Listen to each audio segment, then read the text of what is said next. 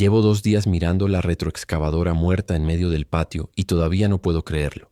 La manguera hidráulica reventó ayer en la mañana cuando intentaba mover el último montón de cuerpos hacia la zanja. El líquido rojo salpicó por todas partes, mezclándose con la sangre negra que ya cubría el concreto. Intenté repararla con cinta industrial y abrazaderas, pero el sistema está completamente jodido. Sin presión hidráulica, la máquina no es más que 12 toneladas de metal inútil. Me quedé ahí parado con las manos manchadas de aceite, viendo cómo mi única herramienta real para mantener esto funcionando se convertía en chatarra. El olor a diésel mezclado con la putrefacción de los cadáveres me revolvió el estómago. Tuve que apoyarme contra la cabina para no vomitar. El muro este está inclinado casi 30 grados hacia adentro. Puedo ver las grietas serpenteando por el concreto desde aquí, en el balcón del segundo piso. Anoche conté 17 puntos de falla estructural solo en esa sección. El impacto de la horda del martes fue peor de lo que pensé. No fueron los golpes lo que lo dañó. Fue el peso acumulado. Cientos de cuerpos empujando sin parar durante horas, como una presa a punto de reventar. Cuando finalmente se dispersaron al amanecer, el muro quedó torcido y agrietado. Si viene otra ola igual, se va a desplomar. Y cuando eso pase, todo lo demás no va a importar. La cerca perimetral ya tiene 2 secciones completamente caídas. Los portones están vencidos en las bisagras. Cada estructura que levanté en los últimos 5 años para convertir esta mansión en algo seguro está fallando al mismo tiempo. Elena salió hace 1 hora a revisar las trampas de animales en el bosque. Le dije que no fuera sola, pero ya no me escucha. Dice que necesitamos proteína, que los niños están perdiendo peso. Tiene razón, pero eso no significa que deba arriesgarse así. Desde la ventana la vi desaparecer entre los pinos con la escopeta al hombro. La neblina se la tragó en segundos. Aquí arriba en el ajusco la niebla nunca se va completamente. Es como vivir dentro de una nube permanente. A veces pasan horas sin ver más allá de 20 metros. Eso nos protege de que nos vean desde abajo, desde la ciudad muerta, pero también significa que no sabemos qué está subiendo por la montaña hasta que lo tenemos encima. Me senté en el escritorio del estudio y saqué las hojas de cálculo. Llevo registro de todo desde el día 1. Calorías consumidas versus calorías almacenadas. Litros de agua potable versus litros de lluvia recolectada. Munición disparada versus munición restante. Los números no mienten. A este ritmo, con solo nosotros 4, tenemos comida para 120 días más. 4 meses. Después de eso, nada. Y eso asumiendo que no pasa nada malo. Que nadie se enferma. Que no tenemos que usar recursos extra. Pasé el dedo por la columna de proyecciones y sentí cómo se me secaba la boca. 120 días para que el mundo se arregle solo. Para que llegue ayuda. Para que alguien con más poder que yo solucione esto. Pero nadie va a venir. Lo sé. Hace 6 días que no hay transmisiones de radio del gobierno. La última vez que escuché algo coherente fue una voz robótica repitiendo coordenadas de evacuación en Querétaro. Cuando sintonicé esa frecuencia al día siguiente, solo había estática. Las señales internacionales murieron primero, luego las nacionales, luego las locales. Ahora solo quedan voces desesperadas en frecuencias de emergencia. Gente pidiendo ayuda, gente llorando, gente que dejó de transmitir a mitad de una frase y nunca volvió. Ayer escuché a un hombre en Cuernavaca suplicando por insulina para su hija. Hoy, silencio en esa frecuencia. Bajé al sótano donde tengo las herramientas y me quedé mirando el inventario. Picos, palas, mazos, palancas, herramientas manuales, primitivas. Sin la retroexcavadora, todo el trabajo pesado tiene que hacerse a mano. Levanté un pico y sopesé su peso. 12 horas de trabajo continuo con esto apenas mueve 1 metro cúbico de tierra. Para reparar el muro necesito excavar una zanja de cimentación de al menos 40 metros lineales, 1 metro de profundidad, medio metro de ancho. Eso son 20 metros cúbicos de material, 240 horas de trabajo, 10 días completos cavando sin parar. Y eso sin contar el tiempo para mezclar concreto, colocar refuerzos, levantar la estructura. Hice los cálculos mentalmente mientras subía las escaleras. Yo solo no puedo. Físicamente es imposible. Tengo 45 años y ya siento cada golpe que di en estos últimos días. La espalda me mata. Los hombros están destruidos. Las manos llenas de ampollas reventadas que se infectaron y tuve que drenar yo mismo con una aguja esterilizada. Si intento hacer todo el trabajo solo, voy a terminar lesionado o muerto antes de terminar. Y si me pasa algo, Elena y los niños quedan completamente indefensos. No pueden manejar este lugar solos. Elena sabe disparar, pero no sabe soldar. No sabe mezclar concreto en las proporciones correctas. No sabe cómo reparar un generador o purificar agua contaminada. La realidad me golpeó como un martillazo. Necesito ayuda. Necesito manos. Necesito cuerpos que trabajen mientras yo superviso y planifico. Pero dejar entrar a extraños es abrir la puerta al caos, a la traición, al robo, a la violencia. He visto lo que la desesperación le hace a la gente. Vi a un hombre matar a su vecino por una caja de galletas saladas. Vi a una mujer intentar cambiar a su hijo por un bidón de gasolina. La civilización se derrumbó en 72 horas. Lo que queda afuera no son personas, son animales hambrientos dispuestos a cualquier cosa. Pero si no hago algo, el muro se cae. Y si el muro se cae, morimos todos. Subí a la azotea con los binoculares. Desde aquí puedo ver el camino de terracería que sube serpenteando por la montaña. Está vacío ahora, cubierto de neblina, pero sé que ahí abajo hay gente moviéndose. Supervivientes. Vi las fogatas anoche. Pequeños puntos de luz naranja dispersos por el pedregal. Gente escondiéndose en cuevas, en casas abandonadas, en cualquier hueco que los proteja. Algunos están solos, otros en grupos pequeños, todos muriendo de hambre, todos buscando algo mejor. Ajusté el enfoque de los binoculares y vi movimiento en el camino. 3 figuras subiendo lentamente, 2 adultos y lo que parecía un adolescente. Cargaban mochilas y se detenían cada pocos metros para recuperar el aliento. La altitud aquí arriba mata a los que no están acostumbrados. Estamos a casi 3000 metros sobre el nivel del mar. El aire es delgado. Respirar se siente como inhalar a través de una tela mojada. Vi como uno de ellos se doblaba apoyando las manos en las rodillas, tosiendo violentamente. Seguí observándolos hasta que desaparecieron detrás de un grupo de pinos. No venían hacia acá específicamente. Probablemente solo estaban subiendo para alejarse de la ciudad, para encontrar un lugar más alto, más seguro. Pero me hizo pensar, si ellos están subiendo, otros también lo harán. Y eventualmente alguien va a ver esta mansión, va a ver los muros, las luces del generador en la noche, el humo de la chimenea, y van a venir a tocar la puerta. Bajé de la azotea y fui directo al taller. Busqué entre los materiales de construcción hasta encontrar lo que necesitaba. Una lámina de metal galvanizado de 1 metro por 2, pintura en aerosol negra y roja. Puse la lámina sobre el banco de trabajo y me quedé mirándola un buen rato. Lo que estaba a punto de hacer no tenía vuelta atrás. Era cruzar una línea que juré que nunca cruzaría. Pero las líneas no significan nada cuando tus hijos tienen hambre y el muro se está cayendo. Agité la lata de pintura negra. El sonido de la bolita metálica rebotando dentro me puso los nervios de punta. Empecé a escribir. Letras grandes, claras, imposibles de ignorar. Trabajo por comida. Las palabras se veían brutales en el metal. Primitivas, como algo que verías en una mina del siglo XIX. Agregué abajo en letras más pequeñas. Presentarse al portón este. Traer herramientas si es posible. No se aceptan enfermos ni heridos. Leí el cartel 3 veces para asegurarme de que decía exactamente lo que necesitaba decir. Nada de promesas, nada de esperanza. Solo la transacción. Trabajas, comes. No trabajas, te vas. Simple. Brutal. Honesto. Sentí algo retorciéndose en el estómago mientras lo leía. Una náusea que no tenía nada que ver con el olor a cadáveres. Llevé el cartel hasta el portón este y lo aseguré con alambre de acero a la reja. Lo colgué lo suficientemente alto para que se viera desde el camino, pero no tanto que alguien pudiera arrancarlo fácilmente desde afuera. Di un paso atrás y lo miré. Las letras negras destacaban perfectamente contra el metal galvanizado. Cualquiera que pasara por este lado de la propiedad lo vería, y vendría, porque cuando tienes hambre, cuando has visto morir a tu familia, cuando has comido basura y bebido agua de charcos, el trabajo ya no es humillante. Es salvación. Volví a la casa y fui directo al armero. Saqué el rifle de cerrojo calibre .308 y lo limpié cuidadosamente. Revisé la mira telescópica. Ajusté el enfoque. Verifiqué que el mecanismo funcionara suavemente. Cargué 5 cartuchos en el cargador interno y guardé 20 más en los bolsillos de mi chaleco táctico. No es que esperara tener que disparar, pero necesitaba que cualquiera que viniera supiera que yo tenía el control, que las armas estaban de mi lado, que las reglas las ponía yo. Instalé un punto de observación en el balcón del 2º piso con vista directa al portón este. Arrastré una silla de plástico, coloqué una mesa plegable con agua y binoculares. Apoyé el rifle contra la pared donde pudiera alcanzarlo en 2 segundos. Desde aquí podía ver a cualquiera que se acercara mucho antes de que llegara al portón. Podía evaluarlos, decidir si valían la pena o no. Esperé. El sol empezó a bajar tiñendo la niebla de naranja. Las temperaturas cayeron rápido como siempre pasa en la montaña. Me puse una chamarra gruesa y seguí esperando. Los sonidos del bosque empezaron a cambiar. Los pájaros se callaron.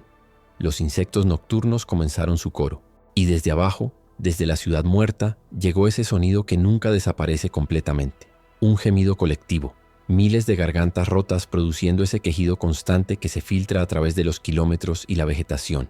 El sonido de los muertos que todavía caminan. Encendí la radio y la puse en la frecuencia de emergencia que más actividad había tenido. Ajusté el micrófono y dudé. Una vez que hiciera esto, no habría vuelta atrás. Respiré profundo y apreté el botón de transmisión. Mi voz salió más ronca de lo que esperaba. Atención supervivientes en el área del Ajusco. Hay trabajo disponible a cambio de comida y refugio temporal. Sector de las Águilas, camino viejo a la cumbre, mansión de muros grises con portones negros.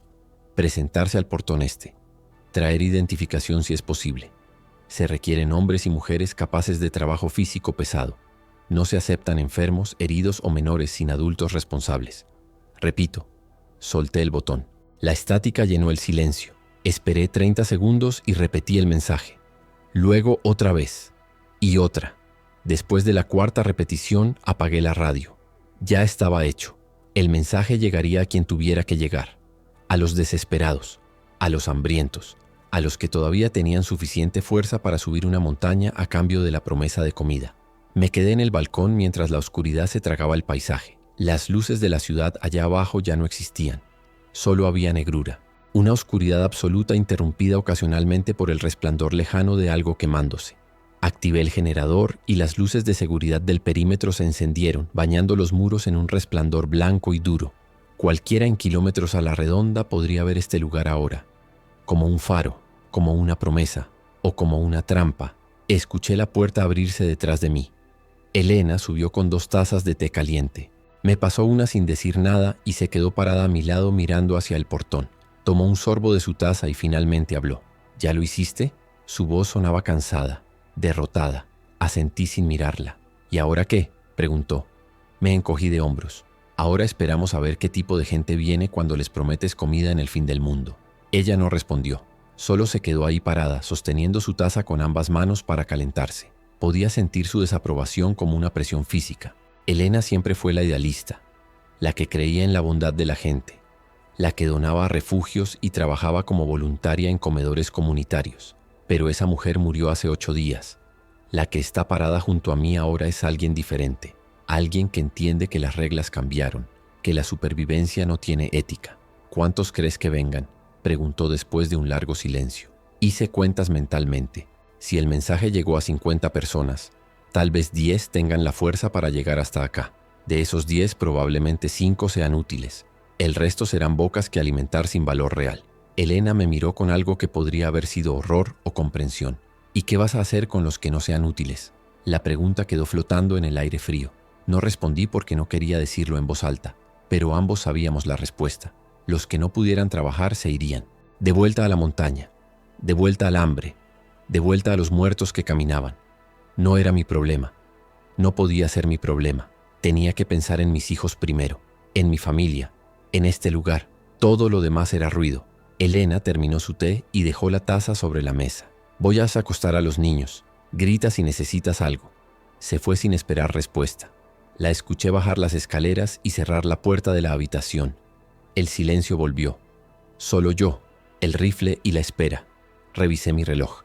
Las 8 de la noche.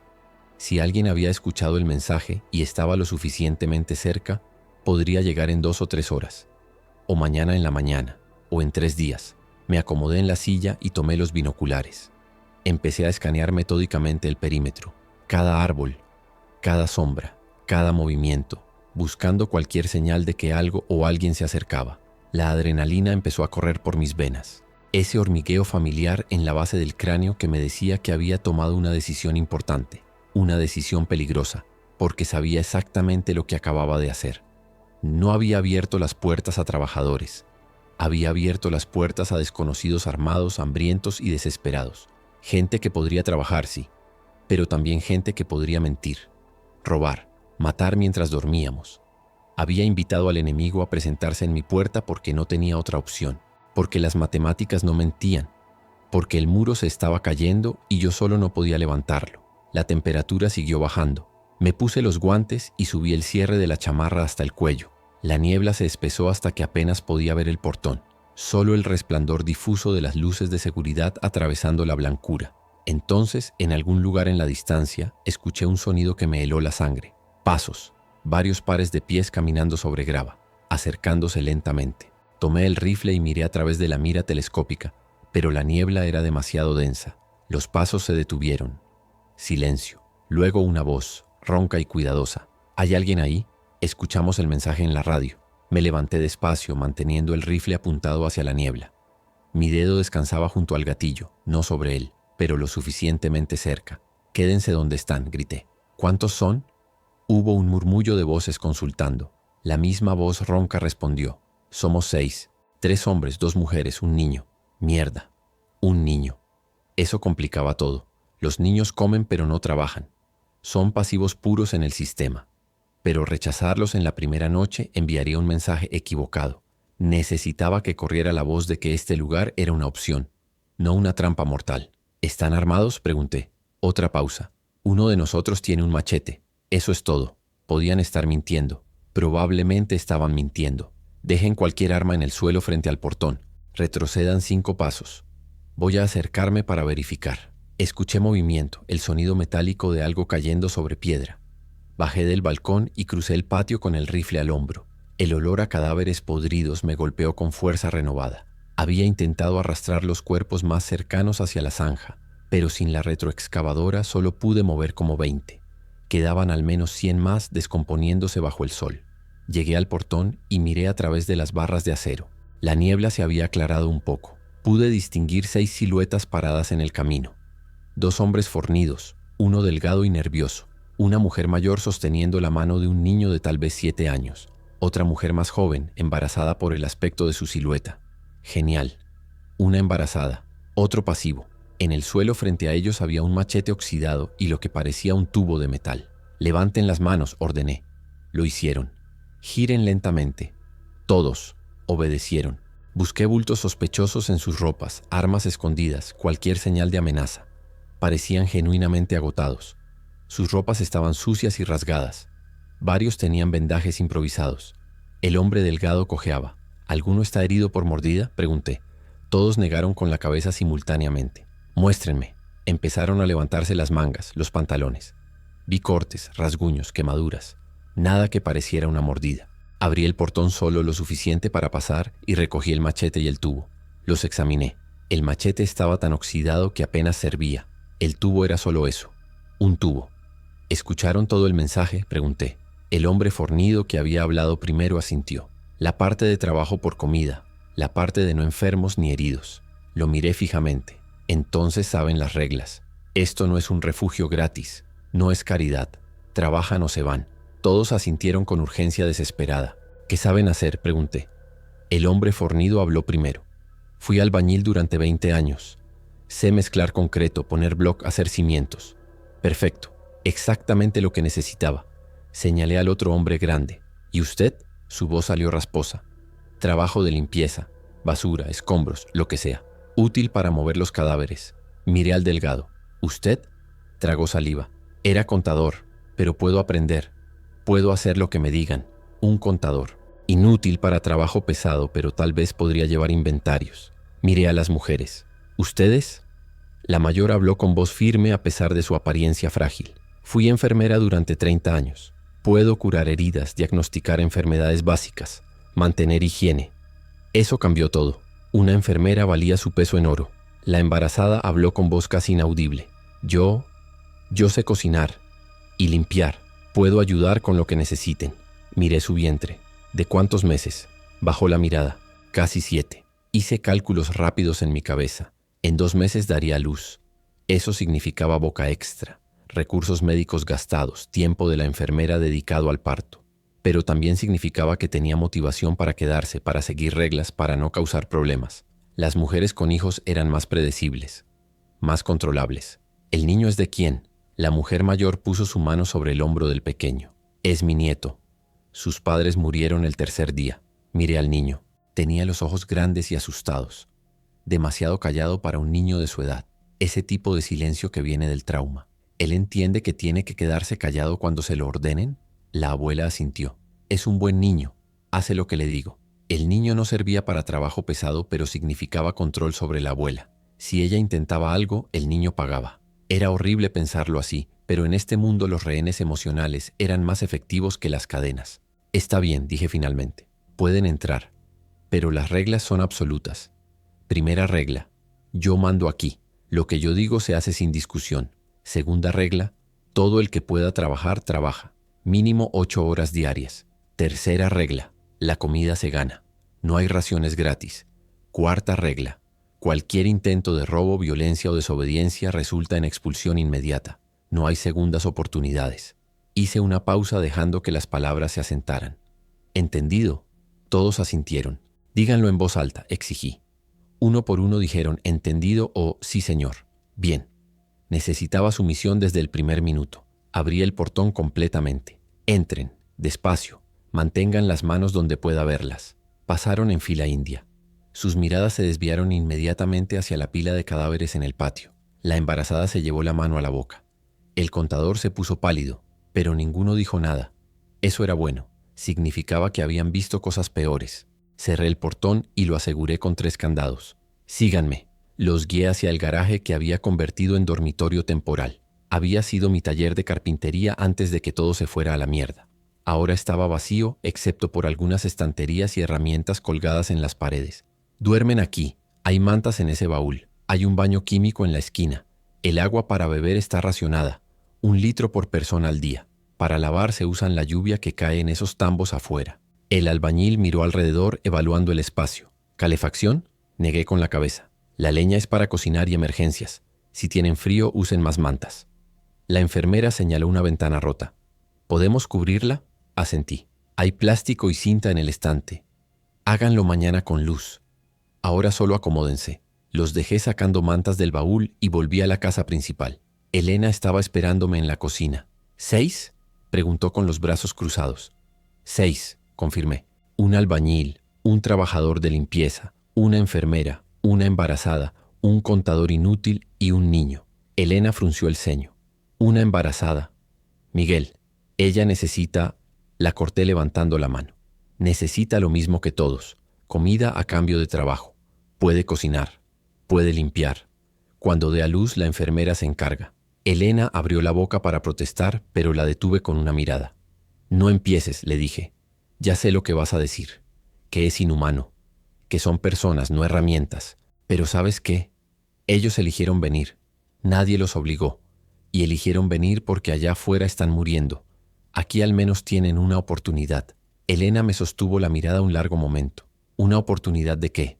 ¿De ser esclavos? La palabra me golpeó como una bofetada. No son esclavos, respondí con la mandíbula tensa. Los esclavos no pueden irse. Estos pueden marcharse cuando quieran. ¿Ah, sí? Elena se inclinó hacia adelante. ¿Y a dónde van a ir? Sabes perfectamente que irse es morir. Así que realmente no tienen opción, ¿verdad? Desvié la mirada. Odiaba cuando tenía razón. Tengo que reparar el muro, Elena.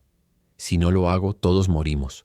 Tú, yo, los niños, y sí, también ellos. Así que perdóname si no me siento culpable por darles trabajo duro a cambio de no morir de hambre. Me di la vuelta para salir, pero su voz me detuvo. Cuando esto termine, dijo en voz baja, cuando el mundo vuelva a la normalidad, si es que vuelve, vas a tener que vivir con lo que estás haciendo ahora. No respondí. Simplemente salí y cerré la puerta. Subí al estudio y me serví un trago de whisky. Solo quedaba media botella. Tendría que racionar también el alcohol. ¡Qué ironía! Antes me preocupaba por las reservas de vino para las cenas. Ahora contaba tragos de whisky como si fueran munición. Me senté frente a las hojas de cálculo y actualicé los números. 6 bocas extra. Asumiendo que cada una comiera 1.800 calorías al día, eso eran 10.800 calorías diarias adicionales, multiplicado por 120 días. 1.300.000 calorías. Revisé el inventario de comida. Teníamos arroz, frijoles, enlatados, pasta seca. Suficiente para cubrir esas calorías si racionaba estrictamente. Pero eso dejaba 0 margen para error.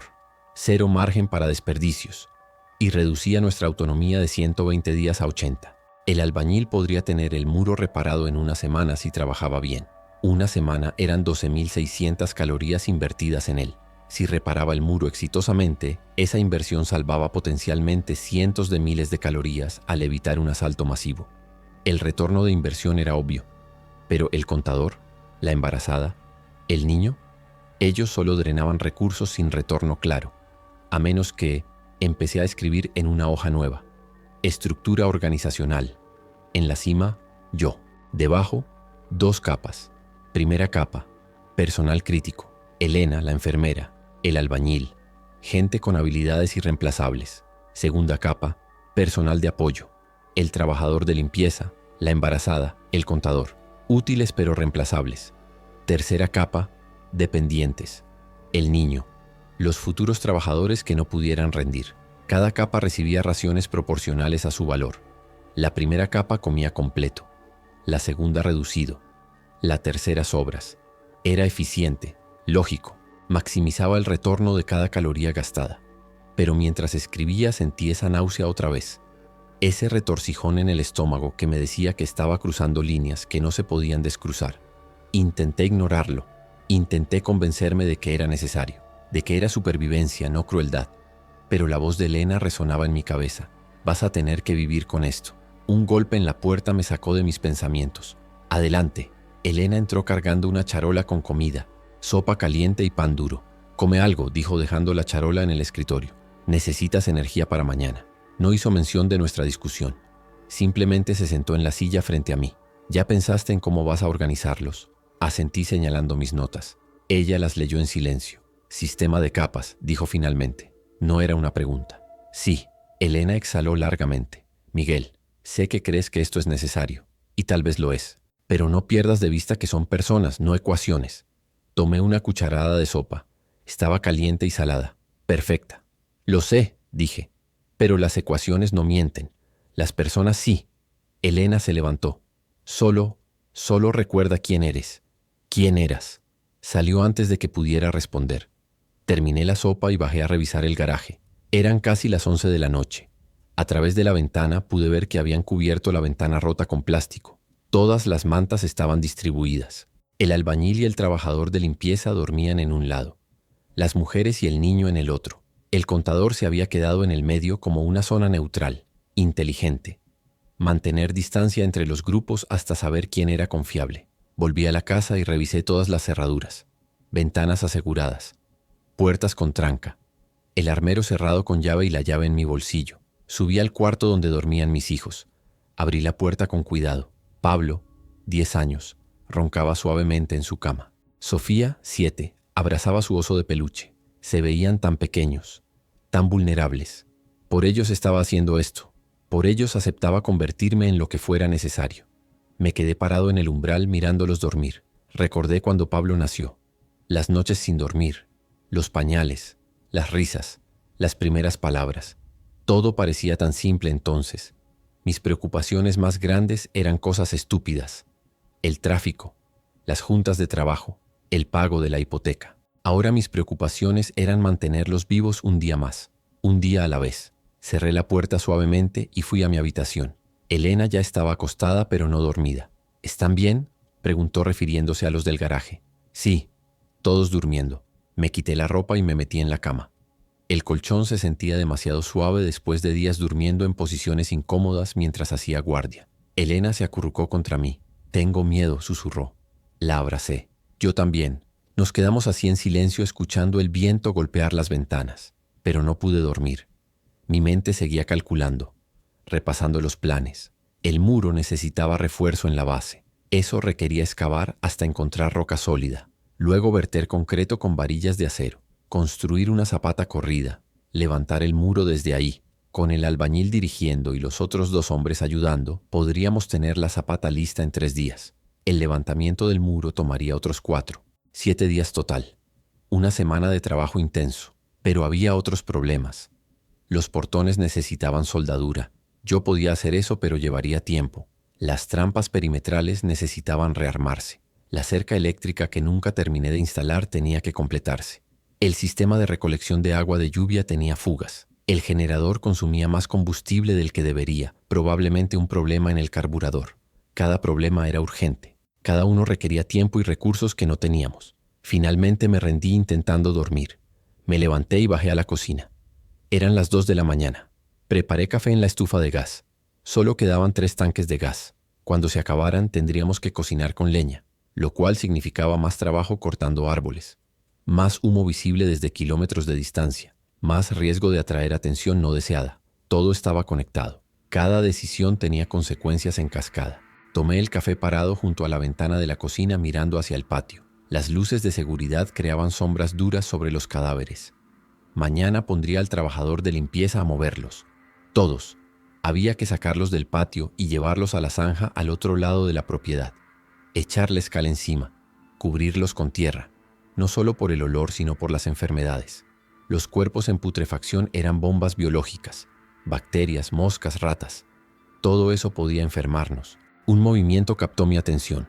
Alguien caminaba en el patio. Puse la taza sobre la mesa y tomé la pistola que mantenía en el cajón de la cocina. Me acerqué a la ventana y miré con cuidado. Era el albañil. Estaba de pie junto a la pila de cadáveres, mirándolos fijamente, solo mirando, no tocando nada, no buscando nada, solo parado ahí en silencio con los brazos cruzados. Observé durante 5 minutos. No se movió. Finalmente sacó algo de su bolsillo, una foto. La miró a la luz de las lámparas de seguridad.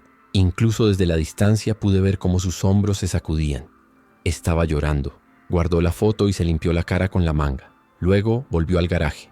Esperé otros 10 minutos para asegurarme de que no saliera otra vez. Nada. Volví a la cocina y me terminé el café frío. Algo en esa escena me incomodó más de lo que debería. Ver a ese hombre fornido, ese albañil que proyectaba rudeza, quebrándose en privado, llorando sobre una foto. Probablemente su familia, muerta, como las familias de millones, como casi pasó con la mía. La diferencia es que yo tuve suerte. Estábamos en casa cuando empezó. Pude fortificar. Pude prepararnos. Ese hombre probablemente estaba en el trabajo cuando todo colapsó. Probablemente intentó llegar a casa y encontró... Sacudí la cabeza. No podía pensar así. No podía humanizarlos demasiado. Necesitaba mantener distancia emocional. Eran trabajadores, recursos, activos en el sistema. Si empezaba a verlos como personas con historias, con pérdidas, con dolor, me debilitaría. Tomaría decisiones emocionales en lugar de lógicas. Y las decisiones emocionales nos matarían a todos. Lavé la taza y la guardé. Revisé el reloj. Las 3 de la mañana. En 4 horas amanecería. Tenía que intentar dormir aunque sea un poco. Subí las escaleras en silencio y me metí en la cama. Elena seguía dormida. Su respiración era profunda y regular. La envidié. Ella podía apagar su mente. Yo no. La mía seguía funcionando como una máquina, calculando, planeando, anticipando problemas. Cerré los ojos e intenté concentrarme en mi respiración. Adentro, afuera, adentro, afuera. Lentamente el agotamiento ganó. Me hundí en un sueño inquieto lleno de imágenes fragmentadas. Muros derrumbándose, hordas trepando, gritos, sangre. El albañil parado frente a mí preguntando, ¿valió la pena? Una y otra vez. ¿Valió la pena? Me desperté sobresaltado. Había luz entrando por la ventana. Miré el reloj.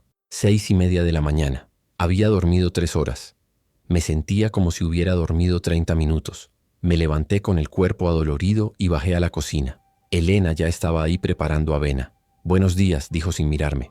«Buenos días». Me serví café del termo que había preparado. «Hoy empiezan», dije. Elena asintió. «¿Con qué?» Tomé un sorbo de café. El trabajador de limpieza mueve cadáveres. El albañil y yo evaluamos el muro. El contador empieza a hacer inventario de todo lo que tenemos. La enfermera revisa el botiquín médico y hace lista de lo que falta. La embarazada ayuda aquí en la cocina contigo. Elena siguió revolviendo la avena. ¿Y el niño? Lo había olvidado. Puede ayudar cargando herramientas. Cosas ligeras. Terminé el café y salí al patio. El aire de la mañana estaba helado. Mi aliento salía en nubes. Caminé hasta el garaje y golpeé la puerta metálica con fuerza. Arriba, todos. 5 minutos para estar listos. Escuché movimiento adentro, gruñidos, voces bajas. Volví al patio y esperé. 5 minutos después salieron en fila. Se veían peor con la luz del día, demacrados, sucios, pero despiertos y aparentemente dispuestos. Bienvenidos al primer día, dije. Hoy establecemos rutinas y expectativas. El desayuno es a las 7, comida a las 2, cena a las 8. Fuera de esos horarios no hay comida. El trabajo empieza a las 8 de la mañana y termina a las 6 de la tarde con 1 hora de descanso al mediodía. Domingos mediodía libres y el trabajo de la semana está completo. Los miré uno por uno. ¿Preguntas? La enfermera levantó la mano tímidamente. ¿Cuándo podemos lavar ropa? Señalé un barril grande en la esquina del patio. Ahí, usen agua de lluvia. Jabón está racionado, 1 barra por semana para todos. Cuélguenla en esas cuerdas. El albañil carraspeó. ¿Hay forma de comunicarnos con gente afuera? Tengo familia. Negué con la cabeza. La radio es solo para emergencias. No hay comunicación externa. Su rostro se endureció pero asintió. Muy bien, continué. Asignaciones de hoy. Usted, señalé al trabajador de limpieza. Ve esa pila de cadáveres. Necesito que los cargues en esta carretilla y los lleves a la zanja en el bosque. Todos. Hoy. El hombre palideció pero asintió. Usted, señalé al albañil. Viene conmigo a evaluar el muro. Trae cinta métrica si encuentras una en el taller. Miré al contador. Tú empiezas inventario. Cada lata, cada bolsa, cada herramienta. Todo en hojas con cantidades exactas. La enfermera y la embarazada recibieron sus instrucciones. Una revisaría el botiquín médico. La otra ayudaría a Elena en la cocina. El niño se quedaría con su abuela llevando vendajes y suministros según los necesitara. Les di 15 minutos para desayunar. Avena aguada con una cucharada de azúcar. Pan duro de 3 días. Café rebajado. Vi cómo comían y noté algo importante. El albañil le dio la mitad de su pan al contador. La abuela le pasó su azúcar al niño. Ya estaban formando alianzas. Pequeños actos de solidaridad que podían fortalecer al grupo o crear facciones problemáticas. A las 8 en punto todos estaban en sus posiciones. Caminé con el albañil hacia el muro dañado. De cerca se veía peor de lo que recordaba. Las grietas eran más profundas. El concreto se desmoronaba en algunas secciones. Toqué la superficie y un pedazo del tamaño de mi puño se desprendió. Esto está mal, dijo el albañil agachándose para inspeccionar la base. El problema no es solo el impacto. Mira aquí. Señaló donde el suelo se había hundido. No hay cimentación adecuada. Construiste directo sobre tierra compactada. Sentí que la sangre se me subía a la cara. Funcionó durante 5 años. El albañil me miró sin expresión. Funcionó porque nunca tuvo que soportar peso lateral continuo. Estos muros están diseñados para mantener cosas adentro o afuera de manera estática, no para resistir empuje constante de cientos de cuerpos. Tenía razón y lo sabía. Cuando construí esto pensaba en privacidad y disuasión de ladrones comunes, no en hordas de muertos. ¿Se puede arreglar? Sí, dijo poniéndose de pie, pero no va a ser rápido ni fácil. Necesitamos excavar toda esta sección hasta llegar a roca sólida o al menos 1 metro de profundidad. Hacer una zapata corrida de concreto reforzado con varilla. Luego demoler la parte dañada del muro y reconstruir desde la zapata. Hizo una pausa mirando la extensión del daño. Con 3 hombres trabajando tiempo completo, calculó 10 días. Tal vez 12. 10 días. El doble de mi estimación original. ¿Qué necesitas?, pregunté. Sacó una libreta arrugada de su bolsillo y empezó a anotar. Picos, palas, carretillas, cemento, grava, arena. Varilla del número 3, al menos 20 piezas de 6 metros. Alambre recocido para amarrar. Cimbra de madera o metal. Nivel, plomada, hilo. Siguió escribiendo. Mezcladora de concreto o al menos tinas grandes para mezclar a mano. Agua. Mucha agua. Escuchaba calculando cuánto de eso tenía disponible. Tengo la mayoría de las herramientas, dije. El cemento es limitado. 20 bultos en la bodega. La varilla tengo algo pero no sé si alcanza. La madera para cimbra puedo conseguirla cortando árboles. El albañil asintió escribiendo números. 20 bultos de cemento nos da aproximadamente 1 metro cúbico de concreto. Para una zapata de 40 metros lineales, medio metro de ancho y 1 metro de profundidad necesitamos 20 metros cúbicos. Hizo cuentas en su libreta. Necesitas 200 bultos mínimo. El número me golpeó como un puño. No tengo 200 bultos. El albañil dejó de escribir. Entonces no podemos hacer una zapata corrida completa. Tendríamos que hacer zapatas aisladas cada 3 metros y amarrarlas con cadenas de concreto más delgadas. Frunció el ceño. Es menos ideal, pero podría funcionar si no hay otro impacto masivo antes de que fragüe. Tragué saliva. ¿Y si hay otro impacto? Se encogió de hombros. Depende de la magnitud. Si es igual al anterior, probablemente colapse todo. No había opción real. Haz lo mejor que puedas con lo que hay. Prioriza las secciones más débiles. Si el cemento se acaba antes de terminar, buscamos alternativas. El albañil guardó su libreta. Va a necesitar más gente. 3 hombres no son suficientes para excavación de ese tamaño. Tenía razón, pero meter más bocas significaba más comida gastada. Déjame pensarlo. Por ahora empieza marcando dónde van las excavaciones. Usa estacas y ese hilo amarillo que está en el taller. Lo dejé trabajando y fui a revisar al trabajador de limpieza. Lo encontré en la zanja cargando el 10º cadáver. El olor era insoportable. Tenía un pañuelo amarrado sobre nariz y boca, pero igual se notaba que estaba al borde de vomitar. Los cuerpos estaban en diferentes estados de descomposición, algunos casi esqueletos, otros hinchados y verdes con la piel resbalosa. Uno se le deshizo en las manos cuando intentó levantarlo y tuvo que recoger los pedazos. «¿Cómo vas?», pregunté manteniéndome a distancia. Levantó la mirada con ojos inyectados. «Llevo 10. Quedan como 90». Su voz salía amortiguada por el pañuelo. «¿Todos van a la zanja?», asentí. «Todos. Cuando termines de cargarlos les echas cal. Hay 3 bolsas en la bodega. Luego los cubres con tierra». Me miró con expresión extraña. «¿No deberíamos quemarlos?». Negué con la cabeza. «El humo se ve desde kilómetros. Atraería atención. La cal y la tierra son más discretas». Dejé que continuara y caminé hacia la casa. En la cocina encontré a Elena y la embarazada pelando papas. Había una pila enorme sobre la mesa. «¿Qué es esto?», pregunté. Elena no levantó la vista. Las papas empezaron a brotar. «Si no las cocinamos pronto se van a podrir». Recogí una. Tenía brotes largos y verdes saliendo por todos lados. «¿Cuántas hay?», la embarazada respondió con voz suave. «Como 30 kilos. 30 kilos de papas». Eso era mucha comida, pero también significaba que mi sistema de rotación de inventario había fallado. Debía haberlas usado antes. «Hiervan todo lo que puedan. Lo que no quepa en ollas lo pelamos, cortamos y secamos al sol. Las papas deshidratadas duran meses». Elena finalmente me miró. «¿Dónde las secamos?», pensé rápido. «La azotea. Hay buena circulación de aire. Pongan sábanas viejas extendidas y distribuyan las papas encima. Las volteamos cada 2 horas». Subí al estudio donde había dejado al contador haciendo inventario.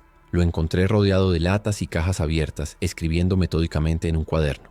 «¿Cómo va?», pregunté. Levantó la vista ajustándose unos lentes rotos que sostenía con cinta adhesiva. «Lento pero avanzando. ¿Tiene formato preferido para el registro?». Le pasé una de mis hojas de cálculo viejas. «Como esto: artículo, cantidad, unidad, fecha de caducidad si aplica, ubicación». Se puso a copiar el formato con letra pequeña y prolija. «Una pregunta», dijo sin levantar la vista. «Encontré medicamentos vencidos. ¿Los registro de todas formas?». Asentí. «Todo se registra. Incluso lo vencido puede servir en emergencia». Siguió escribiendo. Noté que sus manos temblaban ligeramente. «Abstinencia probablemente. Café, tabaco, alcohol, drogas. Algo». «¿Necesitas algo?», pregunté. Negó con la cabeza demasiado rápido. «No, estoy bien». Bajé al sótano donde la enfermera revisaba el botiquín médico. Había organizado todo en grupos sobre una mesa. Vendajes, antisépticos, analgésicos, antibióticos. «¿Evaluación?», pregunté. Se quitó los guantes de látex y consultó una lista. Bien de vendajes y material de curación básico. Escasos de antibióticos. Solo quedan 2 cajas de amoxicilina y una de ciprofloxacino. Nada de analgésicos fuertes. Solo paracetamol e ibuprofeno. No hay insulina. No hay medicamentos para presión. No hay nada para condiciones crónicas. «¿Qué pasa si alguien necesita esas cosas?», pregunté aunque ya sabía la respuesta. Se encogió de hombros con gesto cansado. «Depende de la condición. Un diabético sin insulina dura semanas máximo. Alguien con hipertensión severa puede tener un infarto en cualquier momento. Asma sin inhalador significa asfixia en el primer ataque fuerte». Hizo una pausa. «¿Alguien aquí tiene condiciones crónicas que yo deba saber?». Negué con la cabeza. «Mi familia está sana. Del resto no sé». La enfermera frunció el ceño. «Debería preguntarles. Si alguien está enfermo y no me dice, podría morir de algo prevenible». Tenía razón. «Hazlo. Entrevista a cada uno. Historial médico completo. Alergias, condiciones, medicamentos que tomaban antes». Asintió y volvió a ponerse los guantes para continuar organizando. Salí del sótano y me encontré con el niño en el pasillo. Estaba parado ahí inmóvil con una caja de vendajes en las manos. «¿Te perdiste?», pregunté. Negó con la cabeza. «Mi abuela me mandó a traer esto, pero no sé cómo bajar las escaleras con la caja». Lo miré. El niño era pequeño para su edad. Desnutrido. «Dame». Tomé la caja. «Sígueme». Bajamos juntos. Le entregué la caja a la enfermera y el niño se quedó ahí parado. «¿Necesitas algo más?», le pregunté. Me miró con esos ojos grandes y asustados. «¿Es verdad que los muertos caminan?». La pregunta me tomó desprevenido. «Sí», respondí después de un momento. «¿Los has visto?». Asentí. «¿Dan miedo?». Pensé en cómo responder. «Dan miedo si no sabes qué hacer. Pero si te quedas callado, si obedeces cuando te dicen que te escondas, si no haces ruido, entonces estás seguro». Pareció procesar esto. Yo sé quedarme callado. Lo creí. «Bien». Mientras sepas eso vas a estar bien aquí. El niño asintió y volvió a subir las escaleras con sus pasos casi silenciosos. La enfermera me miró con expresión indescifrable. Es un buen niño, dijo. Demasiado callado para su edad. Eso significa trauma severo. No respondí. No sabía qué decir. Todos estábamos traumatizados. Todos cargábamos cosas que nunca deberíamos haber visto. Volví al patio donde el albañil había terminado de marcar las excavaciones. Había estacas cada 3 metros con hilo amarillo tensado entre ellas formando líneas perfectamente rectas. Buen trabajo, dije. ¿Listo para empezar a excavar? Se limpió el sudor de la frente. Listo, pero voy a necesitar ayuda real. Esto no lo puedo hacer solo. Miré hacia donde el trabajador de limpieza seguía cargando cadáveres. Termina el día marcando. Mañana traigo al otro. El día avanzó en una rutina de trabajo constante. El albañil siguió marcando y tomando medidas. El trabajador de limpieza transportó 30 cadáveres antes del mediodía. El contador llenó 5 páginas de inventario. La enfermera completó su evaluación del botiquín. Elena y la embarazada hirvieron papas y prepararon bandejas para secar. Yo supervisé todo moviéndome de un punto a otro, resolviendo problemas, ajustando planes. A las 2 sirvieron comida. Sopa de papa con pedazos de carne enlatada. Pan. Agua. Todos comieron en silencio sentados en el patio. Noté que el albañil y el trabajador de limpieza se sentaron juntos, el contador solo, las mujeres con el niño. Ya se estaban formando grupos naturales. Tendría que vigilar eso. Los grupos desarrollan lealtades. Las lealtades pueden volverse contra el líder. Después de comer tuve que resolver el primer problema serio. El trabajador de limpieza se acercó con cara de preocupación. Hay un cuerpo diferente, dijo. No es como los otros. Lo seguí hasta donde estaba trabajando. Me señaló un cadáver apartado de los demás. Era reciente, tal vez 2 días muerto, y tenía un agujero de bala en la frente. Este no es de la horda, dijo el trabajador. Alguien lo ejecutó. Me agaché a examinar el cuerpo. Hombre joven, 20 y tantos. Ropa relativamente limpia, sin mordidas visibles. El agujero de bala era pequeño y preciso. Entrada frontal, sin salida. Eso significaba que la bala seguía adentro. Calibre pequeño probablemente. Revisé sus bolsillos, vacíos, sin identificación. Sin nada. ¿Lo reconoces?, le pregunté al trabajador. Negó con la cabeza. Nunca lo había visto. Me levanté limpiándome las manos. Había 2 opciones. O este tipo intentó entrar y alguien lo mató antes de que todo colapsara. O lo mataron después y dejaron el cuerpo aquí. Ninguna opción me gustaba. La primera significaba que había un asesino potencial cerca. La segunda significaba que alguien estaba usando mi propiedad como basurero de cadáveres. Trátalo igual que los otros, ordené, a la zanja con cal. Pero el incidente me dejó inquieto. Volví a la casa y saqué el registro de seguridad que había llevado los primeros días. Revisé las entradas. Día 3. Disparé a 2 infectados que trepaban el muro oeste. Día 4. Disparé a 3 más en el portón norte. Día 5. El ataque masivo donde murió la retroexcavadora. No había registro de haber matado a nadie que no estuviera claramente infectado, lo cual significaba que ese cuerpo no era mío. Subí a la azotea con los binoculares y escaneé el perímetro. Busqué señales de campamentos cercanos, fogatas, movimiento, cualquier cosa. La niebla dificultaba la visión, pero después de 20 minutos detecté algo. Humo delgado subiendo desde detrás de una formación rocosa a unos 500 metros. Muy poco humo para hacer una fogata grande. Probablemente alguien cocinando discretamente. Anoté la ubicación y la hora. Si había gente tan cerca, necesitaba saber quiénes eran y qué querían, especialmente si estaban tirando cuerpos en mi propiedad. Bajé y busqué al albañil. ¿Alguna vez trabajaste en esta zona antes?, pregunté.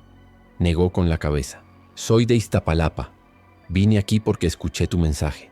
Interesante. ¿Cómo llegaste tan rápido?, se encogió de hombros. Llevaba 3 días subiendo. Ya estaba cerca cuando transmitiste. ¿Viste a alguien más en el camino? Dudó antes de responder. Vi un grupo, como 8 personas. Estaban acampando en una cueva. Me escondí hasta que se fueron. Sentí un escalofrío. ¿Hacia dónde iban? Señaló hacia el este. Bajando, parecían estar huyendo de algo. 8 personas huyendo. Del grupo que controla esta zona probablemente. ¿Viste armas? Asintió. Uno tenía rifle. Otros tenían palos, machetes. Necesitaba más información, pero presionar demasiado levantaría sospechas. Está bien. Si ves algo raro, avísame inmediatamente. El albañil me estudió con mirada cautelosa. ¿Hay problemas con otros grupos? Mantuve mi expresión neutral. Siempre hay que estar alerta.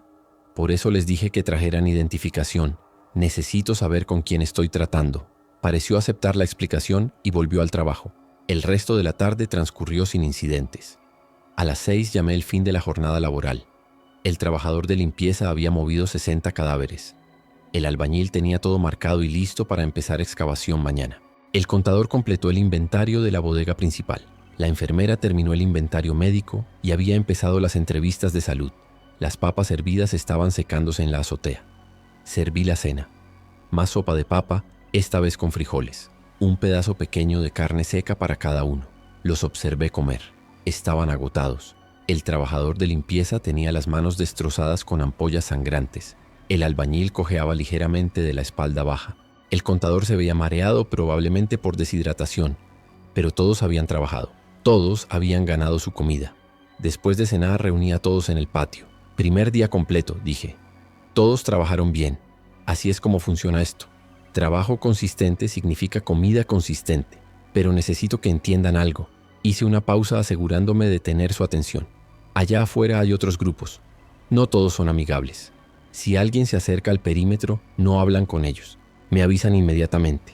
Si alguien intenta entrar sin permiso, se esconden y me dejan manejarlo. La enfermera levantó la mano. ¿Qué pasa si es alguien pidiendo ayuda? La miré directamente. Me avisan y yo decido. Nadie más toma esas decisiones, ¿claro? Todos asintieron, aunque pude ver incomodidad en algunos rostros. Bien. Tienen libre hasta las 8 de mañana, descansen. Se dispersaron hacia el garaje. Todos excepto el albañil que se quedó atrás. Ese grupo que vi, dijo en voz baja. Llevaban algo con ellos. Parecía una persona amarrada. Sentí que el estómago se me apretaba. ¿Estás seguro? Asintió. No pude ver bien por la distancia. Pero había alguien con las manos atadas siendo arrastrado. Mierda. Eso significaba que no eran solo supervivientes. Eran esclavistas. O algo peor. ¿Hacia dónde dijiste que iban?, pregunté. Hacia el este, bajando la montaña. Eso los alejaba de aquí al menos temporalmente. Pero si volvían, no menciones esto a los demás, ordené. No quiero que entren en pánico. El albañil dudó. ¿No crees que deberían saber? Lo miré fijamente. Lo que creo es que el pánico es más peligroso que la ignorancia. Si empiezan a asustarse, cometen errores. Los errores nos matan. Así que no necesitan saber. Se veía conflictuado, pero finalmente asintió y se fue. Me quedé solo en el patio escuchando los sonidos de la noche, el viento entre los pinos, el crujir de ramas, y desde muy lejos ese gemido constante de los muertos. Revisé mi pistola, cargador lleno, una bala en la recámara, seguro puesto. La guardé en mi cintura y fui a hacer la ronda de seguridad nocturna. Revisé cada cerradura, cada ventana, cada punto de entrada posible. El garaje donde dormían los trabajadores tenía candado por fuera. No podían salir sin que yo lo supiera. La casa principal estaba asegurada, el armero doblemente cerrado. Subí a la azotea y monté guardia con el rifle y los binoculares. Esta sería mi rutina de ahora en adelante. Dormir en turnos, siempre alerta. A las 11 de la noche vi movimiento en el bosque, algo grande moviéndose entre los árboles. Enfoqué los binoculares, pero la oscuridad era casi total. Solo la silueta. Caminaba raro, tambaleándose, infectado, solitario, probablemente separado de algún grupo. Lo seguí con la mira hasta que desapareció entre la vegetación, alejándose de la propiedad. No representaba amenaza inmediata, pero me hizo pensar. Cada noche pasaban algunos, nunca en grandes números como el día del ataque masivo. Solo 1 o 2, perdidos, desorientados, siguiendo algún instinto que ya no entendía. La mayoría seguía bajando hacia la ciudad, hacia donde había más presas potenciales, pero algunos subían, buscando, ¿qué? ¿Comida? ¿Ruido? ¿Simplemente caminando sin dirección? A la 1 de la mañana bajé para revisar a los trabajadores. Me acerqué al garaje sin hacer ruido y miré por la ventana. Todos dormían excepto la enfermera. Estaba sentada en su colchoneta con una linterna pequeña escribiendo en un cuaderno, probablemente sus notas médicas. La observé durante unos minutos. Sus movimientos eran metódicos, profesionales. Escribía algo, lo tachaba, volvía a escribir. Después de un rato apagó la linterna y se acostó. Esperé hasta escuchar su respiración volverse regular antes de alejarme. Volví a la casa y me preparé otro café. El último del día, o me pasaría la noche en vela por la cafeína en lugar del miedo. Me senté en la cocina con las hojas de cálculo. Actualicé el consumo del día. 6 personas extras habían comido 3 raciones completas. Eso significaba que mis cálculos iniciales estaban correctos. A este ritmo teníamos comida para 80 días, menos de 3 meses, y eso sin contar imprevistos, sin contar enfermedades, sin contar que llegara más gente, porque vendría más gente, lo sabía. El mensaje de radio había sido transmitido. Quien lo escuchó pudo haberlo repetido a otros, y cada persona que llegara significaba una decisión, aceptarlos o rechazarlos. Cada aceptación reducía nuestro tiempo de supervivencia. Cada rechazo era una sentencia de muerte para alguien. Las matemáticas eran brutales, claras, inquebrantables. Elena bajó envuelta en una manta. ¿Otra vez con los números?, preguntó sentándose frente a mí.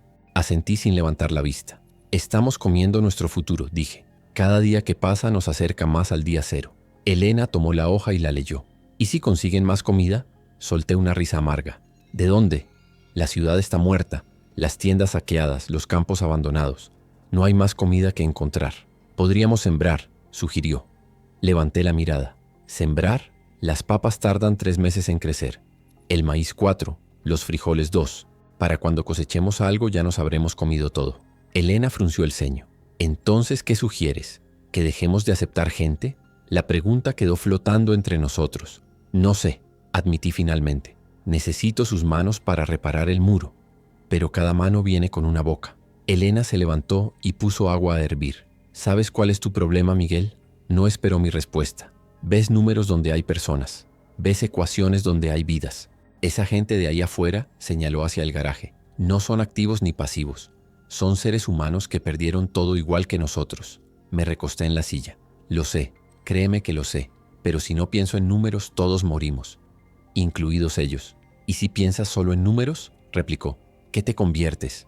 No tuve respuesta para eso. Elena preparó té y me pasó una taza. Ese albañil, el que llora sobre una foto, probablemente perdió a su familia completa. Ese trabajador que carga cadáveres todo el día, ¿crees que no se imagina que uno de esos cuerpos podría ser alguien que conocía? Se sentó de nuevo. Tienen tanto miedo como nosotros, tanta pérdida como nosotros. La única diferencia es que nosotros tuvimos suerte. Tomé un sorbo de té.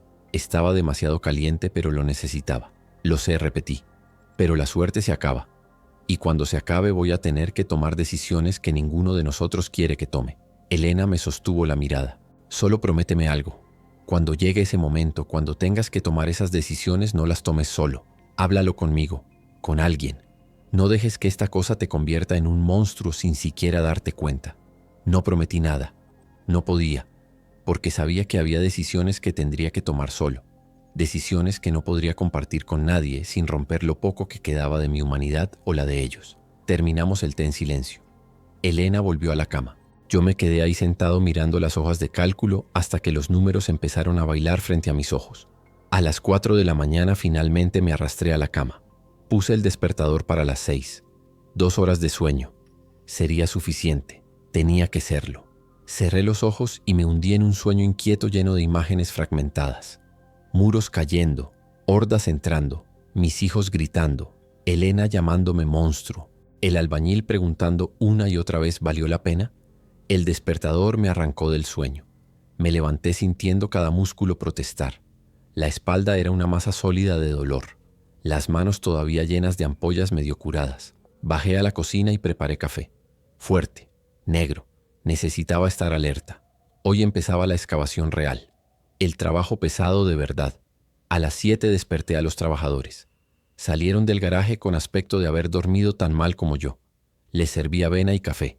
Noté que el trabajador de limpieza apenas podía sostener la cuchara. Sus manos estaban destruidas, vendadas toscamente con tiras de sábana. «Muéstrame», ordené. Desenvolvió los vendajes revelando ampollas reventadas infectadas. La carne estaba roja e hinchada. «Ve con la enfermera», dije, «que te cure eso correctamente». Se levantó cojeando. El contador también parecía enfermo. Tenía la piel pálida y sudaba a pesar del frío. «¿Tú qué tienes?», pregunté. Se encogió. «Solo cansancio. Estoy bien». No estaba bien, pero no podía darme el lujo de que todos se enfermaran el segundo día. «¿Descansas hoy? Ayuda a las mujeres con trabajo ligero». Pareció aliviado. Eso me dejaba solo con el albañil para excavar. No era suficiente, pero tendríamos que arreglárnoslas. Después del desayuno bajamos al muro con picos y palas. «Empezamos por aquí», dijo el albañil señalando el primer punto marcado. Cavamos 1 metro cuadrado, 1 metro de profundidad. Sacamos todo el material suelto hasta llegar a algo sólido. Se puso guantes de trabajo y levantó el pico. Esto va a ser lento. Tenía razón. La tierra aquí era una mezcla de piedra volcánica y arcilla compactada. Cada golpe de pico apenas penetraba 10 centímetros. Trabajamos en turnos. Él picaba durante 20 minutos mientras yo paleaba el material suelto a una carretilla. Luego cambiábamos. Después de 2 horas habíamos excavado medio metro cúbico. A este ritmo necesitaríamos todo el día solo para la primera zapata. El sol subió quemando la neblina matutina. El calor aumentó rápidamente a pesar de estar en la montaña. Empecé a sudar profusamente. El albañil también. Nos quitamos las camisas y seguimos trabajando. Mis manos sangraban otra vez. Las ampollas que había curado se reabrieron. Cada golpe de pico enviaba ondas de dolor por mis brazos, pero no podíamos parar. A las 10 de la mañana escuché gritos desde la casa. Solté el pico y corrí. Encontré a Elena y la enfermera forcejeando con el trabajador de limpieza. El hombre estaba en el suelo convulsionando. Espuma salía de su boca. Sus ojos estaban en blanco. ¿Qué pasó?, grité. La enfermera me ignoró, concentrada en mantener su cabeza de lado para que no se ahogara con su propia saliva. Sepsis, dijo sin levantar la vista. La infección en sus manos se extendió. Necesita antibióticos ahora o va a morir. Corrí al botiquín y saqué la caja de ciprofloxacino. Le pasé 2 pastillas a la enfermera. Dale estas. Trituró las pastillas y las mezcló con agua. Intentó hacérselas tragar, pero el hombre seguía convulsionando. No puede tragar así, dijo frustrada. Necesito que se calme primero. Las convulsiones continuaron durante 2 minutos más antes de detenerse abruptamente. El hombre quedó inmóvil. Por un momento horrible pensé que había muerto, pero entonces tosió y abrió los ojos. Estaba desorientado, asustado. Tranquilo, dijo la enfermera con voz calmada. Tuviste una convulsión. Necesito que tomes esto. Le dio el agua con las pastillas disueltas. Esta vez pudo tragar. Lo mantenemos en observación, dije. No trabaja hoy, ni mañana probablemente. La enfermera asintió. Necesita reposo, líquidos y que esa infección baje. Si no mejora en 2 días, tendré que drenar las heridas manualmente, sin anestesia. El hombre en el suelo gimió. Entendía perfectamente lo que eso significaba. Dolor, mucho dolor. Volví a la excavación donde el albañil había seguido trabajando solo. Problemas, dije. Le expliqué la situación. Se limpió el sudor de la cara. Entonces somos solo nosotros 2. Asentí. Solo nosotros 2. Levantó el pico otra vez. Mejor seguimos entonces. Continuamos cavando bajo el sol brutal. Mis pulmones ardían. La altitud hacía cada respiración un esfuerzo, pero seguimos. A mediodía paramos para comer. Sopa aguada y pan. Agua tibia. Me senté con la espalda contra el muro y cerré los ojos. Cada músculo gritaba. El albañil se sentó a mi lado en silencio. Después de un rato habló. ¿Por cuánto tiempo crees que podamos mantener esto? Abrí los ojos. ¿Esto qué? Hizo un gesto abarcando todo. Esto, el trabajo, la comida, las reglas, este sistema, el tiempo que sea necesario, respondí. El albañil negó con la cabeza. No puedes crear un sistema basado en trabajo forzado y esperar que dure. Eventualmente la gente se cansa, se rebela o simplemente se rompe. Lo miré. ¿Estás planeando rebelarte? Se encogió de hombros. No, pero alguien lo hará. Siempre pasa. En cualquier grupo hay alguien que decide que puede hacer las cosas mejor. Pensé en el cabo Santoro que había mencionado en mis planes originales. Un exmilitar que todavía no había llegado, pero que sabía que eventualmente lo haría. Alguien con entrenamiento, con conocimientos tácticos, con la capacidad de cuestionar mi autoridad de manera efectiva. Cuando llegue ese momento, dije, lo manejaré. El albañil tomó un sorbo de agua. ¿Cómo? ¿Los expulsas? ¿Los matas? No respondí porque no sabía la respuesta. Terminamos de comer y volvimos al trabajo. La tarde fue peor que la mañana. El calor alcanzó su punto máximo. El aire se volvió denso y difícil de respirar. Tuve que parar cada 15 minutos para recuperar el aliento. El albañil también estaba sufriendo. Lo vi tambalearse una vez y tuve que agarrarlo antes de que cayera. 5 minutos, jadeó. Solo necesito 5 minutos.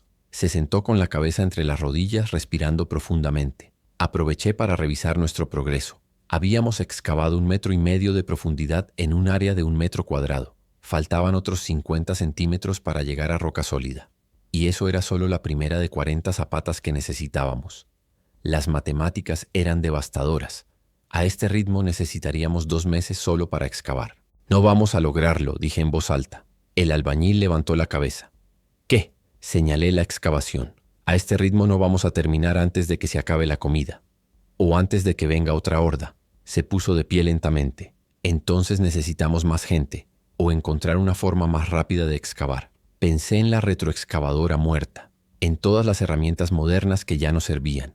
No hay forma más rápida. Solo más manos. ¿Y si aceptamos más gente?, preguntó. Negué con la cabeza. Más gente significa más comida gastada. Es contraproducente. El albañil me miró fijamente. ¿Y si no les pagas con comida? Fruncí el ceño. ¿Entonces con qué? Se encogió de hombros. Seguridad, refugio. Hay gente allá afuera que trabajaría solo por estar dentro de estos muros en la noche, sin comer, o comiendo muy poco. La idea era repugnante, pero también era práctica. Gente trabajando por migajas, por la ilusión de seguridad. Eso es... Empecé. ¿Inhumano?, terminó el albañil. Sí, pero mira dónde estamos. ¿Qué es más inhumano? ¿Dejarlos morir afuera o darles la opción de trabajar por protección? No respondí, porque sabía que tenía razón y odiaba que la tuviera. A las 4 de la tarde escuché el motor de un vehículo. Me congelé. El albañil también. Nadie tenía vehículos funcionando por aquí. La gasolina se había agotado hace días. Los que tenían combustible lo guardaban como oro. Corrí a la casa y subí a la azotea con los binoculares. Vi un jeep viejo subiendo el camino. 4 personas adentro, armadas. «Elena», grité, «mete a los niños al búnker, ahora». Escuché movimiento rápido abajo. Bajé corriendo y saqué el rifle del armero. Le pasé una pistola al albañil. «¿Sabes usar esto?», asintió. «Serví en el ejército hace años». «Perfecto. Posición en el balcón. No dispares a menos que yo dispare primero». Subió las escaleras. Yo me coloqué detrás del muro con el rifle apuntando al portón. El jeep se detuvo a 50 metros. Las 4 figuras bajaron. 3 hombres, una mujer. Todos cargaban armas. Rifles viejos. Una escopeta. El que parecía el líder dio un paso adelante. «Hola», gritó. «¿Alguien en casa?». No respondí. «Vimos tu cartel. El de trabajo por comida. Venimos a hablar». Seguí en silencio estudiándolos. Buscaba señales. Nerviosismo, agresividad, coordinación militar. «Sabemos que estás ahí», continuó el hombre. «Vimos humo, escuchamos ruido. No venimos a pelear, solo queremos hablar». Finalmente respondí. «Dejen las armas y retrocedan 10 pasos». Hubo un murmullo entre ellos. «Las armas no», dijo el líder, «pero retrocedemos». «¿Qué tal 5 pasos?» Era una negociación. Eso era bueno. Significaba que no venían a asaltar. 5 pasos. Manos visibles. Retrocedieron manteniendo sus armas apuntadas al suelo. Manos visibles. Salí de detrás del muro con el rifle al hombro. Digan lo que vinieron a decir. El líder era un hombre de 40 y tantos. Cicatriz en la mejilla. Ojos duros. «Me llamo Santoro, cabo retirado de la Policía Federal».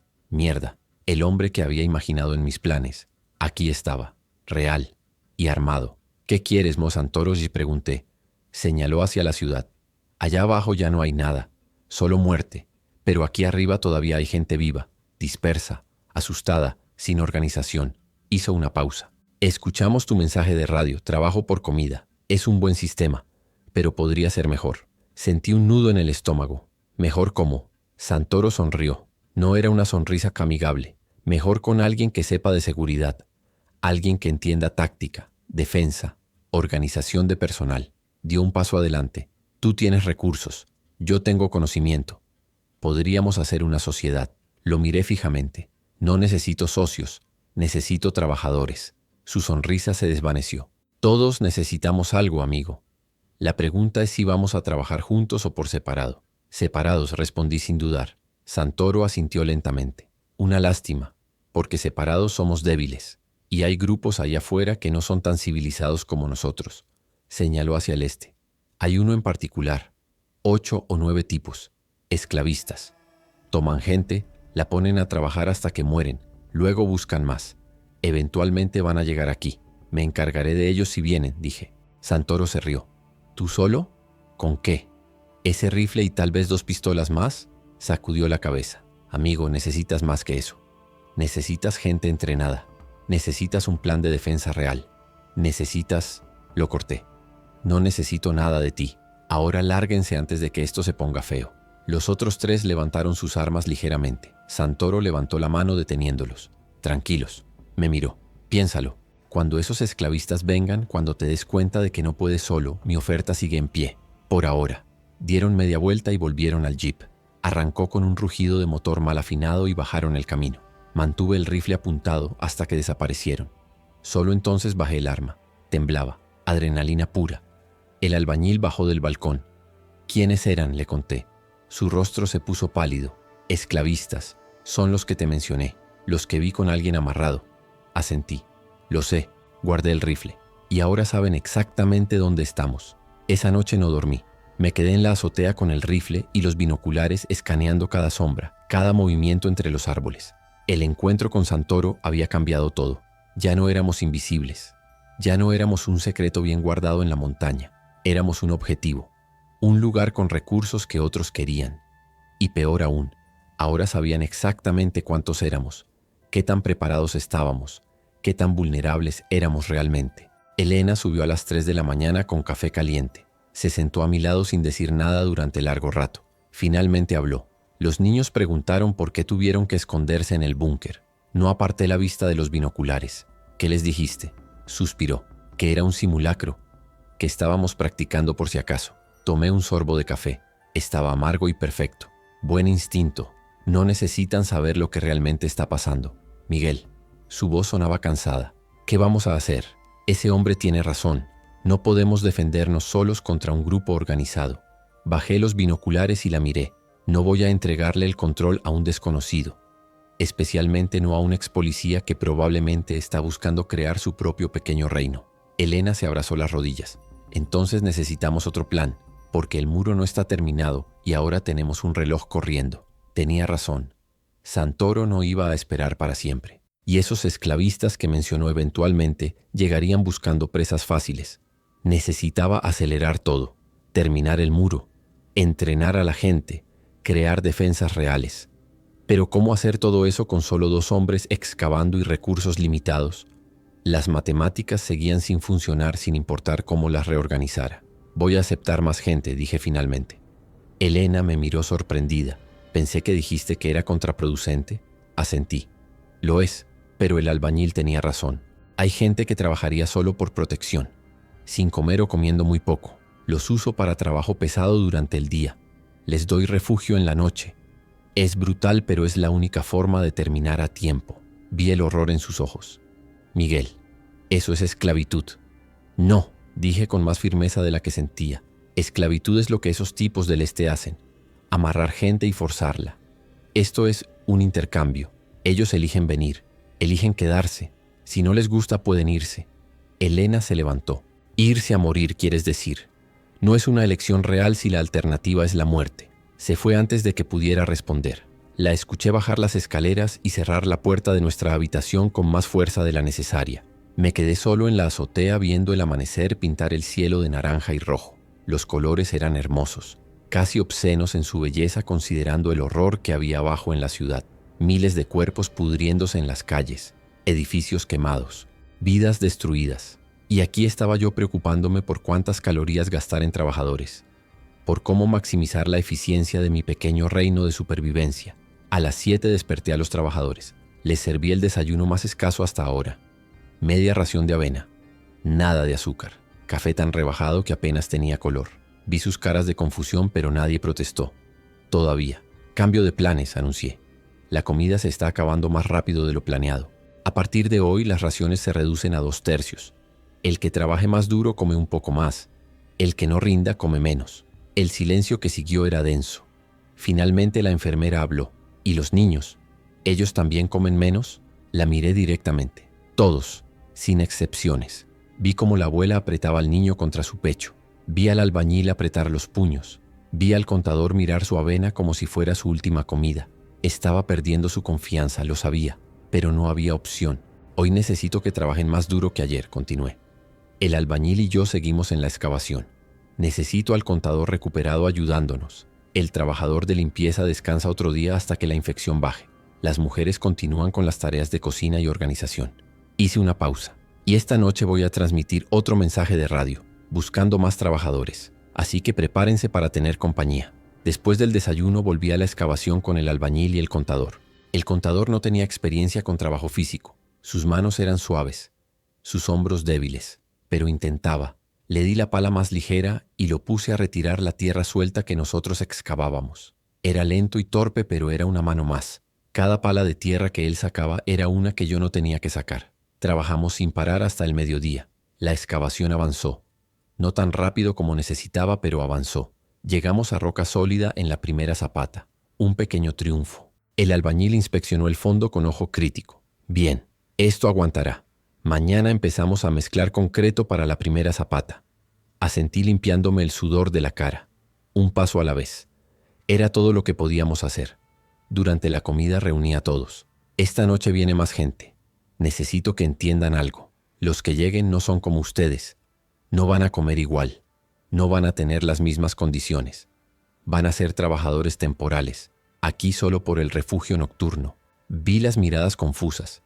Ustedes son residentes permanentes. Ellos son contratistas. Hay una diferencia. Estaba creando una jerarquía, estableciendo niveles, dividiéndolos antes de que se unieran contra mí. ¿Por qué?, preguntó el albañil. ¿Por qué esa diferencia? Lo miré. Porque ustedes llegaron primero, porque ya demostraron su valor, porque confío en ustedes más que en desconocidos que vienen solo porque les prometí un techo. Era mentira parcial. La verdad era que necesitaba mantenerlos contentos. Necesitaba que se sintieran especiales, privilegiados, para que no se rebelaran cuando vieran cómo trataba a los otros. Esa noche a las 8 transmití el nuevo mensaje, más directo, más honesto en su crueldad. Refugio nocturno a cambio de trabajo diurno, sin comida garantizada, sin promesas, solo protección durante la noche para aquellos dispuestos a trabajar durante el día. Ubicación, di las coordenadas y apagué la radio. Ya estaba hecho. Había cruzado otra línea. Había convertido mi hogar en algo entre un refugio y un campo de trabajo. 2 horas después llegaron los primeros. 3 hombres jóvenes, flacos hasta los huesos, desesperados. Les expliqué las condiciones. Dormir en el patio, trabajar desde el amanecer hasta el atardecer, agua racionada, comida solo si sobraba después de alimentar a los residentes permanentes. Los 3 aceptaron sin dudar. Por supuesto que lo hicieron. Afuera estaban muriendo. Aquí al menos tenían una oportunidad. Los puse a trabajar inmediatamente. Excavación nocturna bajo las luces de seguridad. Les di picos y palas y los puse en la segunda zapata. Trabajaron como poseídos, sin quejarse, sin parar, porque sabían que si no rendían, salían. Y salir era morir. Los observé desde el balcón sintiendo ese retorcijón familiar en el estómago. Esto estaba mal, lo sabía, pero también sabía que era necesario. Y esa contradicción me estaba destrozando por dentro. A medianoche subió el albañil. Se paró a mi lado mirando a los 3 hombres cavar. Esto no va a terminar bien, dijo. No respondí. ¿Qué podía decir? Tenía razón. Esto no iba a terminar bien. Pero tampoco iba a terminar bien si no hacía nada. No iba a terminar bien si los esclavistas llegaban y nos encontraban indefensos. No iba a terminar bien sin importar qué decisiones tomara. Así que tomaba las que nos daban las mejores probabilidades de supervivencia, aunque esas probabilidades implicaran convertirme en algo que no reconocía cuando me miraba al espejo. Lo sé, dije finalmente, pero al menos vamos a estar vivos para ver cómo termina mal. El albañil me miró con algo que podría haber sido lástima o desprecio. ¿A qué costo?, preguntó. Se fue antes de que pudiera responder. Me quedé solo en el balcón, escuchando el sonido de los picos golpeando la tierra, el sonido de la desesperación, el sonido de la supervivencia. El sonido de líneas siendo cruzadas que nunca podrían descruzarse. Abajo en la excavación los 3 hombres seguían trabajando, incansables, desesperados, esclavos en todo menos en el nombre, y yo era su amo, el arquitecto de este sistema brutal, el hombre que había prometido salvarlos mientras los usaba como herramientas desechables. Cerré los ojos sintiendo el peso de cada decisión aplastarme. Elena tenía razón. Cuando esto terminara, si es que terminaba, tendría que vivir con lo que me había convertido, con lo que había hecho, con las líneas que crucé una tras otra hasta que ya no pude ver dónde terminaba la supervivencia y empezaba la monstruosidad.